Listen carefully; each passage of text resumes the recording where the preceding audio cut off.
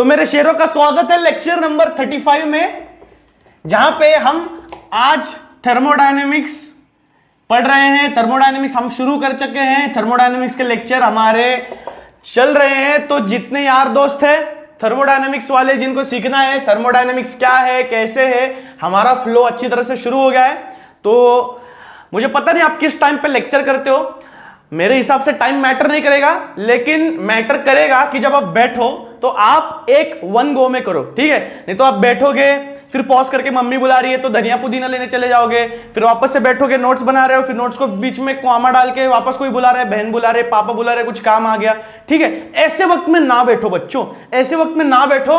वक्त कोई भी चुन लो, लेकिन ऐसा बैठो कि आप वन गो में कर सको, नोट्स प्लस लेक्चर, ठीक है। तो फिर टाइम कंस्ट्रेंट अपना हिसाब से बना के रखो। वैसे भी लॉकडाउन है, घर के काम किया करो, ज्यादा होंगे, वर्कआउट पे भी ध्यान दो। हेल्दी माइंड होगी, हेल्दी बॉडी होगी, तभी हेल्दी माइंड बनेगी, ठीक है। तो हेल्थ पे थोड़ा ध्यान दो, क्योंकि थर्मोडायनेमिक्स के लिए या केमिस्ट्री के लिए हम कहेंगे, जो मैं फर्स्ट लेक्चर से बोलते आ रहा हूं कि केमिस्ट्री जो है अच्छी तरीके से बहुत कम लोग उखाड़ पाते, और तुम लोग मेरे छात्रों उनमें से हो। तो हेल्दी बॉडी रखो, उसके साथ साथ हेल्दी माइंड अपने आप आएगा, ठीक है। हेल्दी बॉडी के पीछे भागो, हेल्दी माइंड झक मार के पीछे आने वाला है, समझ रहे हो। तो थर्मोडायनेमिक्स को या केमिस्ट्री के किसी भी कंसेप्ट को कॉन्सेंट्रेशन के साथ देखने के लिए आपको पहले वो बात समझनी होगी, फिर उसके बाद जाकर के डाउट्स आएंगे, ठीक है। मैंने बहुत बच्चों को पूछा डाउट्स है क्या कोई, तो सर डाउट्स ही नहीं। अरे यार तुम लोग ठीक से रीड नहीं करोगे, पढ़ोगे नहीं, तुमको क्या समझ में नहीं आया, क्या नहीं आया, क्या आया, ये समझ में तब आएगा जब तुम रीड करोगे। रीड ही नहीं करोगे, वापस खोल के देखोगे ही नहीं, तो कैसे समझ में आएगा, ठीक है। तो फिर ज्यादा से ज्यादा रीडिंग करो, नोट्स बनाओ यार, नोट्स बनाओ, कब से बोल रहा हूं नोट्स बनाया करो। जो बना रहे हैं उनके लिए बहुत सारी पप्पिया झप्पिया, लेकिन जो नहीं बना रहे उनके लिए भी पप्पिया झप्पिया, लेकिन बनाया करो, ठीक है। तुम माइंड से कितने भी शार्प हो, लेकिन ऐसी चीजों को थोड़ा नोट्स वोट्स लगते ही हैं। तो लेक्चर नंबर 35 में आज थर्मोडायनेमिक्स में हमने वर्क का पीछे पिस्टन सिलेंडर अरेंजमेंट का डेरिवेशन एक देख लिया था, ठीक है। तो don't hate me for this, आज भी हम पिस्टन सिलेंडर अरेंजमेंट का ही डेरिवेशन देखेंगे, क्योंकि गाइस देखो इनको भी पता है कि थर्मोडायनेमिक्स जब हम आप टीनेजर के सामने रखेंगे ऐसी कंसेप्ट्स, तो piston cylinder arrangement is one of the simplest thing by which we can resolve all the concepts regarding work, regarding volume, regarding irreversible process, regarding reversible process, whatever you can discuss from the piston cylinder arrangement and from a gas phase reaction, these things all can be resolved. So एक ही example से सारे चीजें, हमारे सारे doubts clear हो रहे हैं, तो कहीं और जाने की जरूरत नहीं है, ठीक है। बोर कतई होना नहीं है, क्योंकि आज जो है वो जहर कंसेप्ट है, ठीक है। थोड़ा सा आईक्यू इस्तेमाल करना है, थोड़ा सा आईक्यू इस्तेमाल करना है, तो सब सही लगेगा, सब ऑन द नेक्स्ट लेवल लगेगा, ऑन द स्पॉट लगेगा, ठीक है। कुछ कुछ होता है जैसे आप बातें सीखते जाते हो ना, आपको पता नहीं चलता, ठीक है। तो आज हम देखेंगे थर्मोडायनेमिक्स में maximum work concept, maximum work. उसके पहले मैं थोड़ा वर्क कंसेप्ट का रिवीजन ले लूं। वर्क कंसेप्ट का रिवीजन यह है कि थर्मोडायनेमिक्स में कोई वर्क जो होता है सिस्टम थ्रू, सिस्टम अगर कोई वर्क करता है, यानी कि यहां पे आप देख रहे हो in context to piston cylinder arrangement, इस गैस की प्रेशर की वजह से जो ये पिस्टन वर्क कर रहा है, डिस्टेंस डी मूव करने का और गैस वॉल्यूम का एक्सपांशन का, इस वर्क के बारे में हम बात करें तो वर्क यहां पे है प्रेशर वॉल्यूम वर्क, ठीक है। प्रेशर वॉल्यूम को हमने जो रिजॉल्व कर दिया था अच्छे तरीके से, pressure is force upon area and volume is again we can say meter cube in the context of unit terms. It can be LBH for a cuboid, it can be L cube for a cube, so it doesn't matter, rather it matter what the units are three dimensional for a volume, so we take that. और यहाँ पे pressure के लिए force, नीचे area को metre square में unit wise लिख सकता हूं, यहाँ पे मीटर क्यूब, तो एक कट होने के बाद force into meter, meter which is distance और displacement. Okay, so this explains that work has the same mechanics which has the same concept in thermodynamics. The concept remains the same. It is just that here for a piston cylinder arrangement or thermodynamically any work, यहां पे PV work आता है, ठीक है. तो work concept ये है जो हमने पिछले लेक्चर में, उसके पिछले लेक्चर में डिस्कस किया था, ठीक है. अगर आप संक्षिप्त में वापस देखना चाहते हो या आप नए हो तो पिछले मेरे सारे लेक्चर्स देख लो. सॉलिड स्टेट से शुरू करते आ रहे हैं बच्चों, ठीक है. वहां से आओ फिर यहां पे आना है, नहीं तो बंद कर दो, फालतू में देखने की जरूरत नहीं है. कंसेप्ट अगर आपके क्लियर है पहले के तो फिर आप मजे से देख सकते हो. कोई भी डाउट है पीवी वर्क का, इसका उसका, फटाक से सर्च करोगे. ऐसे कंसेप्ट्स आपको अच्छी तरीके से मैं समझा रहा हूं, ठीक है. अब देखो हार्ड है, अगर थोड़ा सा हार्ड लगेगा मैं वापस बताऊंगा, तो जिनको समझ में आया उन्होंने बोर नहीं होना है, उन्होंने वापस इंबाइब कर लेना अंदर जितना ज्यादा हो सके, अलग तरीके से और नोट्स निकालने की कोशिश करनी है। ठीक है, वर्क यहां पे पीवी वर्क है। अब हमने पिछले लेक्चर में डिराइव कर दिया था कि work is equal to minus P external into delta V, that is the change in volume which occurs due to the pressure exerted by the gas towards the piston. ठीक है, अब pressure external और जो external pressure और जो gas ने exert किया वो प्रेशर, वो दोनों सेम ही है। तब अगर सेम हो जाएंगे वो दोनों प्रेशर, तब जाके वो पिस्टन धीरे धीरे धीरे ऊपर जाके एक लेवल पे आ जाएगा, यानी कि मैकेनिकल इक्विलिब्रियम में, जहां पे एक्सटर्नल प्रेशर और internal pressure which is equal to external pressure, that's why at a point they both are being same and at that point piston is stopping. अगर गैस का प्रेशर ज्यादा है तो pressure exert करेगा इस पे। अब मेरे को एक चीज बताओ, ठीक है, अगर आप सीसॉ खेल रहे हो, ठीक है, तो सीसॉ में क्या होता है, एक नॉर्मल कोनिकल होता है कंसेप्ट ऐसा, ठीक है, यहां पे और यहां पे।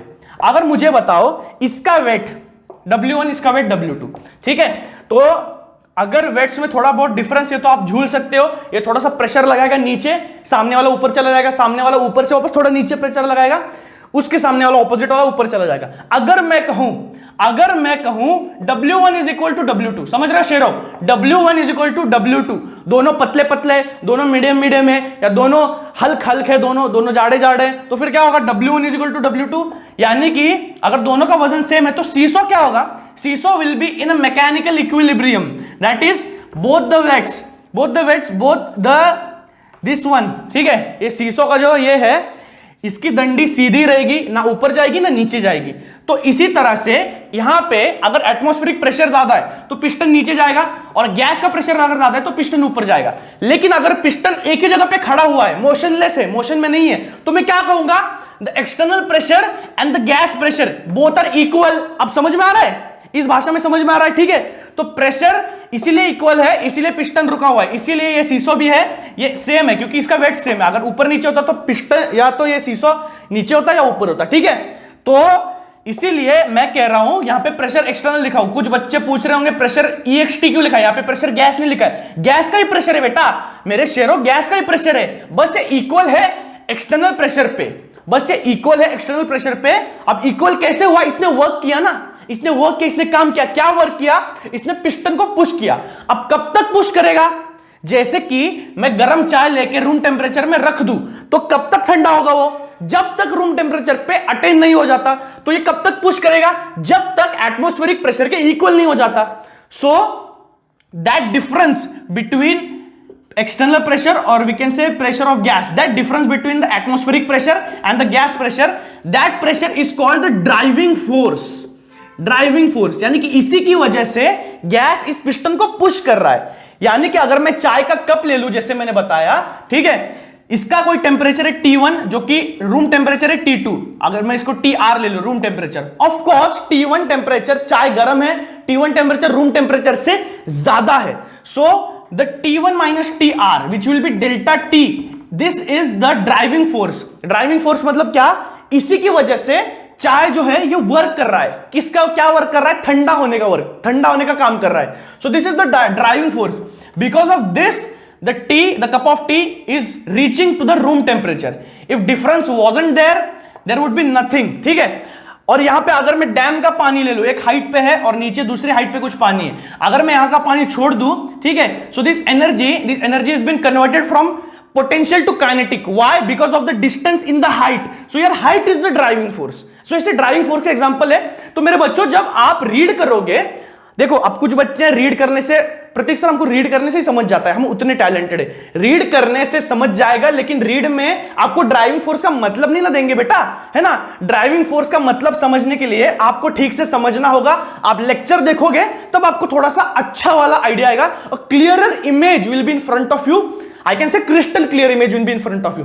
ड्राइविंग फोर्स समझ रहे हो, तो इसीलिए ये गैस वर्क कर रहा है against piston to push it towards the outer side, towards the surrounding side. So this system is doing a work on surrounding, and it does till it reaches the gaseous pressure, reaches the atmospheric pressure. So here in this concept which we derived yesterday, हमने जो कल derive किया है उसमें external pressure ये है gas का pressure, minus sign इसीलिए है क्योंकि ये सिस्टम से सराउंडिंग की तरफ हो रहा है, अगर सराउंडिंग से सिस्टम की तरफ होता तो प्लस होता। ठीक है, समझ में आया? ये बेसिक्स है जो मैं आज मैक्सिमम वर्क कंसेप्ट सिखाने वाला हूं, इसका सारा बेसिक ये है। बेसिक यही था कि ड्राइविंग फोर्स मतलब क्या, उसका कंसेप्ट आपको समझना जरूरी है।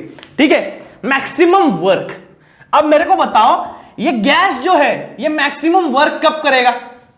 ये मैक्सिमम वर्क कब करेगा? अगर मैं कह दूं कि जो एक्सटर्नल प्रेशर है ना, गैस को, जो पिस्टन को मूव करने के लिए क्या कर रहा है, यहां पे प्रेशर है ना, इसकी वजह से अगर गैस का प्रेशर होता, समझो इन्होंने वैक्यूम का भी दिया एक, वैक्यूम मतलब एटमॉस्फेरिक प्रेशर से काफी कम, यानी कि गैस का प्रेशर बहुत ज्यादा है सराउंडिंग प्रेशर से, तो उस समय क्या होगा, इसको अपोज करने के लिए कुछ है क्या, कोई प्रेशर है क्या? नहीं, वो तो वैक्यूम में है ना सिस्टम, तो वैक्यूम में अगर होगा तो क्या होगा, work done will be zero. ये एमसीक्यू में पूछा जाता है, you can note down this, work done is zero when the system is kept in vacuum because there is no one to oppose the movability of the piston, कोई है ही नहीं oppose करने के लिए, है ना। यहां पे जैसे प्रेशर एक्सटर्नल था, यानी कि एटमॉस्फेरिक प्रेशर था, 1 atmosphere to oppose this piston to move, है ना, इस प्रेशर को अपोज करने के लिए। अब गैस के मॉलिक्यूल जो प्रेशर एक्सर्ट कर रहे हैं उसको अड़ाने के लिए, इसको रोकने के लिए, पिस्टन के ऊपर से दबाव डालने के लिए कोई नहीं है, तो फिर ये पिस्टन ऊपर चला जाएगा।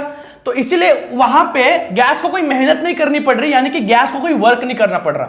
अगर आप उस कंटेक्स्ट से लोगे तो टेक्निकलिटी भी समझ में आएगी, तो वर्क डन वहां पे जीरो हो जाएगा। समझ में आ रहा है? वर्क डन वहां पे जीरो हो जाएगा। लेकिन अगर मैं कहूं कि पिस्टन सिलेंडर अरेंजमेंट मैंने लिया है, देखो आज सिर्फ एक ही डेरिवेशन लूंगा, लेकिन इंपॉर्टेंट है, उस पर आपको अच्छे से कॉन्सेंट्रेट करना है। ठीक है, शिकायत नहीं होनी चाहिए। देखो पिस्टन है, पिस्टन में मैंने क्या किया, गैस को कोई प्रेशर है समझो, ठीक है, गैस एक प्रेशर एक्सर्ट कर रहा है। अब ये पिस्टन नॉर्मल कंडीशंस पे, समझो इस पे कोई वैक्स रखे हुए हैं, समझो इस पे कोई वैक्स रखे हुए हैं। अब क्या है कि ये पिस्टन, ये गैस जो है, ये गैस मैक्सिमम वर्क कब करेगा, जब इस पे, जब बाहर का pressure, the pressure opposing the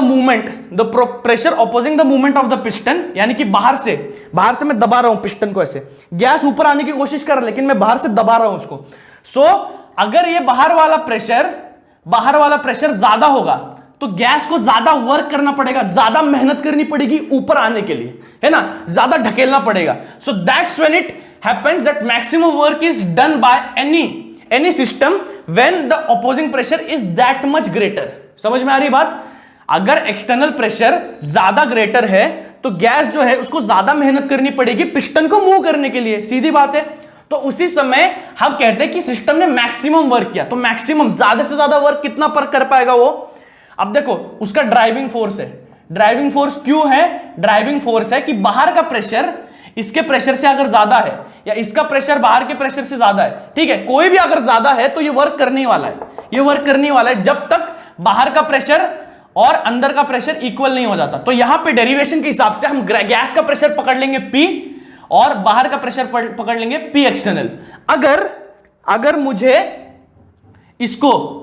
इसको ऊपर लेके जाना है, ठीक है, तो मुझे क्या करना होगा, इसका प्रेशर मुझे ज्यादा चाहिए, ठीक है। तो मैक्सिमम वर्क में मेरे बच्चों छोटा सा एक डेरिवेशन आएगा, ठीक है, जहां पे आपको चीजों को समझना है। जैसे मैं बता रहा था यहां पे कि पिस्टन सिलेंडर अरेंजमेंट में समझ लो कि एक्सटर्नल वर्क है, एक्सटर्नल प्रेशर जो है ये इस प्रेशर से थोड़ा ज्यादा है, तो क्या होगा, ये पिस्टन नीचे चला जाएगा, ये पिस्टन आ जाएगा नीचे। लेकिन अगर मुझे इस गैस का volume V1 to V2 expand करना है, यानी कि इंक्रीज करना है, तो प्रेशर, ये जो ड्राइविंग फोर्स है प्रेशर गैस का, ये मुझे थोड़ा सा ज्यादा रहना चाहिए इससे। अब जितना ये प्रेशर ज्यादा होगा, जितना प्रेशर इससे ज्यादा होगा, उतनी आसानी होगी मुझे पिस्टन को ऊपर लेके जाने में। लेकिन मेरा प्रेशर समझो जितना इससे नजदीक होगा उतना ही मुझे तकलीफ होगी, दिक्कत होगी इसको ऊपर लेके जाने में। यानी कि अगर मुझे मैक्सिमम वर्क अटेन करना है वॉल्यूम एक्सपांशन में मुझे मैक्सिमम वर्क अटेन करना है, तो प्रेशर एक्सटर्नल यानी कि बाहर का सराउंडिंग प्रेशर जो है और ड्राइविंग फोर्स का प्रेशर यानी कि गैस का प्रेशर जो है, इन दोनों के बीच में कतई बहुत ही ज्यादा कम फर्क चाहिए मुझे, ठीक है। यानी कि क्या, अगर इसका प्रेशर 5 एटमॉस्फेयर है और इसका 4 है, यानी कि देखो सिर्फ 1 एटमॉस्फेयर का फर्क है, हम कहेंगे 4.9 है, यानी कि इन्फाइनेटेसिमली स्मॉल है डिफरेंस इसके बीच में, बहुत ही ज्यादा कम है। तो फिर मुझे ज्यादा मेहनत करनी पड़ेगी इसको ऊपर लेके आने में। अब ऊपर ही आएगा, ये एक्सपांशन ही होगा, क्योंकि इसका प्रेशर इसका ज्यादा इसका कम है, लेकिन अगर मेरा 3 एटमॉस्फेयर होता उसी जगह पे तो मुझे वर्क कम करना पड़ता, मेहनत थोड़ी कम करनी पड़ती। लेकिन यहां पे जब एक्सटर्नल सराउंडिंग का प्रेशर गैस के प्रेशर से बहुत ज्यादा करीब है, पास है, तो मेरा मैक्सिमम वर्क आ जाएगा। तो मैक्सिमम वर्क जब होता है तो गैस कैसे बिहेव करता है या डेरिवेशन टेक्निकली कैसे आता है ये हम देखेंगे, अगर बेसिक्स क्लियर हो गए होंगे तो। ठीक है, वापस आपका वही प्री रिक्विजिट लिख लो, consider a piston cylinder arrangement, consider a gas which is expanding from volume V1 to V2 at a greater pressure than that. ठीक है, हमारा जो डेरिवेशन हमने देखा था W is equal to minus P external into delta V, है ना, ये वाला देखा था हमने। तो हमने अब इस डेरिवेशन में आपको जैसे स्क्रीन पे दिखाई दे रहा है कि 3-4 पिस्टन सिलेंडर अरेंजमेंट है। अब 3-4 नहीं है, बस वो लोग क्या दिखा रहे हैं कि जैसे जैसे मैं क्या कर रहा हूं, बाहर का जो प्रेशर है मैं बोल रहा हूं गैस के प्रेशर से कम ही है, लेकिन उनका जो फर्क है वो बहुत कम फर्क है। यानी कि इसका 4.9 एटमॉस्फेयर तो इसका 5 एटमॉस्फेयर है, या फर्क जो है वो सिर्फ 0.1 का है ना। ऐसा है नहीं, मैं बता रहा हूं एक कंडीशन कि दोनों का जो प्रेशर के बीच में फर्क है, यानी कि जो डेल्टा पी है बहुत कम है। पी यानी कि गैस का ये ड्राइविंग फोर्स ज्यादा है पी एक्सटर्नल से, यानी कि P माइनस पी एक्सटर्नल है जिसको हम डेल्टा P कह रहे हैं इस डेरिवेशन में। ये डेल्टा P बहुत ही ज्यादा कम है। डेल्टा P जितना ज्यादा कम होगा उतना मैक्सिमम वर्क लगेगा। कंसेप्ट समझ लो, डेल्टा P जितना ज्यादा कम होगा, यानी कि इन दोनों के बीच के फासले जितने ज्यादा कम होंगे उतना ही मुझे क्या होगा, उतना ही मुझे मैक्सिमम वर्क करना पड़ेगा वॉल्यूम को एक्सपांड करने के लिए।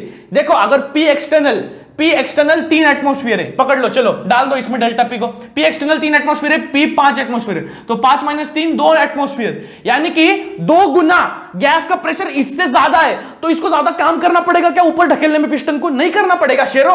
अब देखो, लेकिन अगर डेल्टा P कम है, अगर मैंने ले लिया P एक्सटर्नल है समझ लो 4.99, तो यहां पे आ जाएगा 0.01। अब देखो, एटमॉस्फेरिक प्रेशर जो फर्क है एटमॉस्फेयर में जो मैं देख रहा हूं बहुत कम है डेल्टा P, तो जितना ज्यादा कम है इन दोनों के फासले उतने ही ज्यादा कम है, ये अप्रॉक्स इक्वली है। तो इसके लिए इस गैस को बहुत ज्यादा मेहनत करनी पड़ेगी इसको ऊपर उठाने में। ठीक है, तो इसीलिए हम कहेंगे तब अटेन होगा मेरा maximum work by a gas. ठीक है, तो उसमें हो क्या रहा है, उसमें अगर धीरे धीरे जो ऊपर जा रहा है गैस, ठीक है, समझो मैंने ऑपोजिंग के लिए, इसको अपोज करने के लिए कुछ वेट्स रख दिए। अब जैसे जैसे मैं, अब समझो दोनों 5-5 एटमॉस्फेयर है, दोनों समझो 5-5 एटमॉस्फेयर है, फोर्स है कुछ इस पे जो वेट्स की वजह से आ गया है, जो 5 एटमॉस्फेयर का प्रेशर इसके ऊपर डाल रहा है, इसका 5 एटमॉस्फेयर का प्रेशर है गैस का। ठीक है, अब मैंने एक छोटा सा वेट निकाल दिया जिसकी वजह से इसका प्रेशर हो गया 4.99, तो क्या होगा, वॉल्यूम थोड़ा सा एक्सपांड होगा, थोड़ा सा हल्के से, है ना, एकदम हल्का थोड़ा सा ऊपर उठेगा पिस्टन।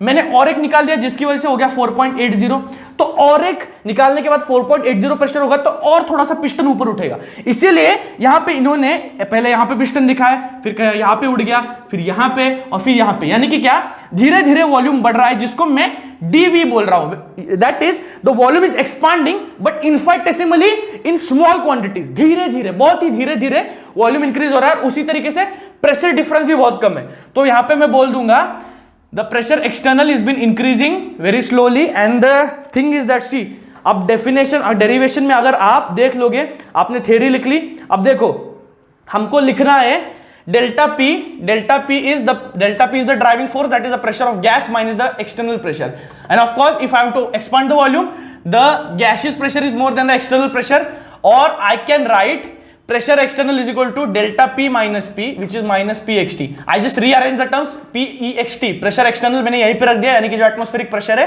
और मैंने P को वहां भेज दिया जो डेल्टा P माइनस P हो गया। सही है, सही है कि नहीं है, सही है। तो यहां पे P एक्सटर्नल की जगह पे डाल दो delta P minus P into delta V। ठीक है, ये मैंने डाल दिया।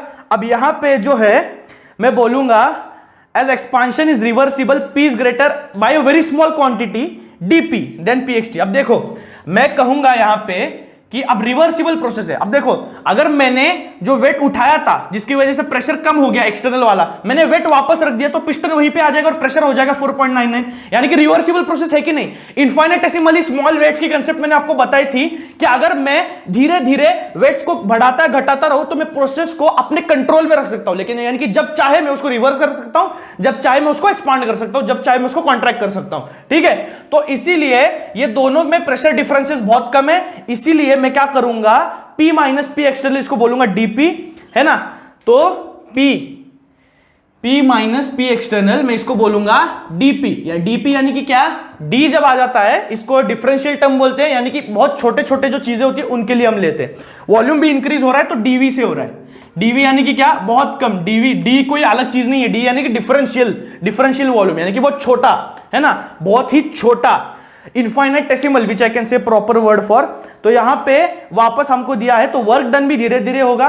तो मैंने कहा P माइनस पी एक्सटर्नल जो है वो है डीपी, यानी कि बहुत स्मॉल अमाउंट ऑफ डिफरेंस है दोनों प्रेशर्स में, बाहर के और अंदर के गैस के, ठीक है। तो अगर मैं ले लूंगा माइनस पी एक्सटर्नल यहां पे एक जगह पे, तो ये हो जाएगा डीपी माइनस पी, है ना। अब ये तो थोड़ा अनइवन हो गया, तो पी एक्सटर्नल को मैं अगर पॉजिटिव साइन बना दूंगा तो पी पहले आ जाएगा और डीपी बाद में आ जाएगा, ठीक है। तो इसको मैं सब्स्टिट्यूट कर सकता हूं यहां पे, इसको मैं सब्स्टिट्यूट कर सकता हूं यहां पे, तो कैसा आ जाएगा, minus P minus DP into delta we यानी कि डीवी, यानी कि डेल्टा वी यानी कि volume change, V2 to V1। अब V2 to V1 volume change differential हो रहा है, यानी धीरे धीरे धीरे धीरे वो V1 से जाके V2 को मिलेगा, लेकिन इसके बीच में सीरीज ऑफ स्टेप्स है, डीवी डीवी डीवी डीवी, यानी कि dv1 dv2 dv3, ऐसे धीरे धीरे धीरे डिफरेंशियली वो V2 की तरफ अटेन कर रहा है, ठीक है। तो इसीलिए यहां पे मैं बोल दूंगा dv, तो यहां पे आ जाएगा माइनस p इंटू डीवी, और we can say plus dp into DV. अब मैंने क्या किया, देखो बच्चों दिख नहीं रहा है, थोड़ा सा इन चीजों को मिटा देंगे, डायग्राम तो आपको देख ही सकते हो टेक्स्ट बुक पे, या मैंने इसके पहले स्क्रीन पे भी दिखा दिया आपको, है ना।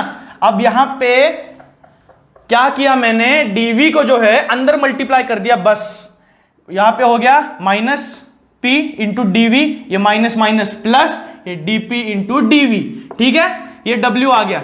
अब dp इंटू डीवी जो है वो बहुत ही इनफाइनाइटेसिमल टर्म है, तो इसको मैं अभी फिलहाल के लिए इसको इग्नोर कर सकता हूं, and I can consider it is equal to 0, यानी कि बहुत ही कम टर्म है। अगर मैं बोलूंगा dp है 0.000001 और वॉल्यूम है 1 इंटू 10⁻⁻⁷, तो इन दोनों का मल्टीप्लीकेशन और भी कतई जहरीला आएगा 10⁻⁻16 वगैरह में, तो इसको मैंने इग्नोर कर दिया, 0 कंसिडर कर लिया। कुछ गलत किया नहीं ना, ठीक है। तो फिर इसीलिए मैंने इसको इग्नोर कर दिया, तो ये आ गया w is equal to minus P dV आ गया, ऐसा दिख रहा है टेक्स्ट बुक में, w is equal to minus P dV, और डीवी डीवी से अगर इंक्रीज होना है तो w भी dw आएगा, क्योंकि कम वर्क हो रहा है। अगर मैं धीरे धीरे वॉल्यूम बढ़ा रहा हूं dv dv dv टर्म्स के साथ, तो dw is equal to minus P dV आ जाएगा, ठीक है। उसके बाद इन्होंने क्या लिया कि अगर टोटल अमाउंट वर्क डन हमको फाइंड करना है, अब हम फाइंड कर रहे हैं कि dv वॉल्यूम एक्सपांड करने के लिए कितना वर्क लगा, वो लगा dw। लेकिन अगर मुझे चाहिए कि v1 वॉल्यूम से लेके v2 तक इसमें पूरा वर्क कितना लगा, यानी कि सारे dv1 dv2 dv3 सबको अगर मुझे समेटना है, प्लस करना है, तो मैं इंटीग्रेशन लेता हूं। 11th में आपने सीखा होगा कि डेरिवेटिव जो है वो बड़े नंबर से कम नंबर पे लेके आता है, आपको बड़े फंक्शन से किसी मिनिमाइज करता है फंक्शन को। और इंटीग्रेशन हम देखेंगे, integration is basically the sum of the total functions और द टोटल डिफरेंशिएट टर्म्स, ठीक है। तो उसी हिसाब से मैं इसको इंटीग्रेट करूंगा v1 से लेके v2 तक जितने डिफरेंशियल टर्म्स है मैं उसको ऐड करने के लिए, ठीक है। तो यहां पे मैं इंटीग्रेशन कर लेता हूं, integration of dw which is and minus पी, we can say it as a constant क्योंकि प्रेशर है गैस का, ड्राइविंग फोर्स है, and integration that we will need from v1 to v2 what is the work done, and internally it will be dv, this can be termed as v initial and v2 is v final, ठीक है। तो यहां पे आपको दिख रहा है, ठीक है, नेगेटिव साइन है उसको भूलना नहीं है। अब देखो यहां पे मैं देख सकता हूं कि p है, dv है, integration v1 v2 integration, integrating on both the sides. अगर अब मैं इंटीग्रेट कर लूं इसको, है ना, integration and derivative both are opposite, so यहां पे इंटीग्रेशन है और डी वर्क है, यानी कि differential work and this integration, so because of the D and integration the opposite terms it will remain only as work, ठीक है। तो यहां पे सिर्फ w आ जाएगा, dw का इंटीग्रेशन, किसी भी डेरिवेटिव का integration is the function itself, ठीक है। अगर मैं ले रहा हूं d by dx of x and integrating it, so the answer will be x because derivative term and integration term both are opposite, so it will cancel each other and the answer will be function itself, ठीक है। ये concept तो आपको पता ही होगी, ठीक है। तो इसी वजह से जो है इंटीग्रेशन में dw, इंटीग्रेशन में dw है, इसीलिए इंटीग्रेशन आ जाएगा। So w is equal to minus p integration v1 to v2 into dv, p we can write it as the gas law, ideal gas law, pv is equal to nRT. So if I have to substitute p, I can write as p is equal to nRT by v. अब ये मैंने क्यों किया, ये इसलिए किया भैया क्योंकि मेरे को dv में और एक वॉल्यूम टर्म चाहिए जिससे मुझे प्रॉपर स्पेसिफिक मुझे लास्ट टर्म मिले जो मैं फॉर्मूले में यूज कर सकूं. So that is v1 upon v2. So p I have substituted as minus sign I take it outside nRT by v into dv. So nRT whole is constant, so I can take it outside, right? मैंने बाहर ले लूंगा उसको फटाक से. अब देखो derivation खत्म होते आ रहा है, लेक्चर भी खत्म होते आ रहा है, थोड़ा ध्यान दो, सब्र रखो. माइनस nRT ये आ गया बाहर, इंटीग्रेशन v1 टू v2, यहां पे आ गया dv अपॉन v. ठीक है. अब किसी भी 1 अपॉन x का इंटीग्रेशन होता है log x या ln x हम ले सकते हैं. ठीक है. अब log दो प्रकार के होते हैं, एक log टू द बेस 10 और एक log to the base e. The log to the base e we term it as ln and log to the base we term it as log just. Okay. So ln and log इन दोनों का relation ऐसा है कि ln is equal to 2.303 into log. ठीक है. ये natural log जो है वो 2.303 टाइम्स ऑफ log x होता है. ठीक है. ln of x and log of x. These both relations are there. ठीक है. तो यहाँ पे dv by v है v1 to v2. अब मैंने बताया जो ln का आपको, तो यहां पे आ जाएगा माइनस nRT है ना, ln ऑफ v, और यहां पे मुझे इंटीग्रेशन टर्म्स में आ जाएगी v1 टू v2. ये मेरे है जो मैंने इनिशियल और फाइनल स्टेट्स लिए, तो मैं इंटीग्रेशन में डालने के बाद lnRT ln of v2 by v1. ये कैसे आता है, जब भी कोई टर्म लॉग में आती है, यहां पे इंटीग्रेशन में जो भी स्टेट्स फाइनल होते हैं v2 माइनस v1 होता है, लेकिन लॉग में जब आती है तो minus is the division term and the plus is the multiplication term. आपको समझना चाहिए वो. ठीक है. So ln is v2 by v1 I can से.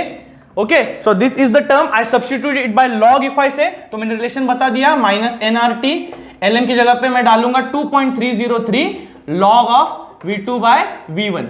अब अगर टेम्परेचर कांस्टेंट है, यहां पे टेम्परेचर को कोई दिक्कत तो आ नहीं रही है, तो अगर टेम्परेचर कांस्टेंट है तो मैं लिख सकता हूं P1 V1 is equal to P2 V2.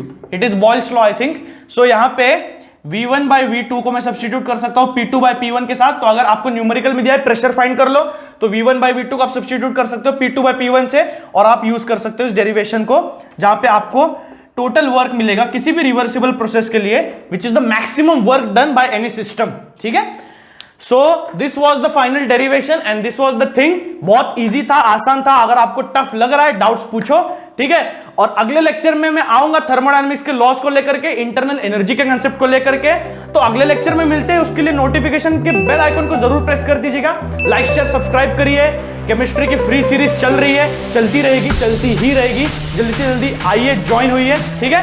अगले लेक्चर में मिलते हैं. तब तक के लिए मेरे शेयरों, बाय.